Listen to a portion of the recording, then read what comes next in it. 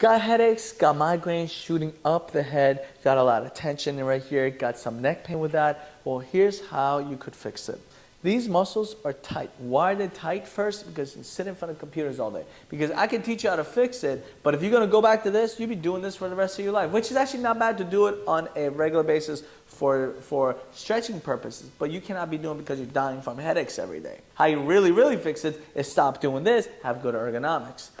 How do you fix that injury? Because now that you've done it for so long, it's injured. Here's how you fix the injury. You're going to lay on your back, flat feet, just like this, and you're going to tuck your chin in, and you're strengthening the deep neck flexors. And when you tuck it in, you're stretching all these tight muscles here. So you open up the tension on the nerve, you're tucking your chin in to strengthen, and making sure your head is touching the ground the whole time. And then you're going to tuck your chin in and hold it for 10 seconds, 5 to 10 seconds.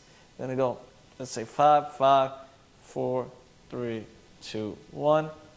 Now you say that in your mind, you don't say a lot because it's hard to do that and talk. If it hurts a little bit, it's a good thing. That means it's opening up that tight muscle, taking the pressure off the nerve.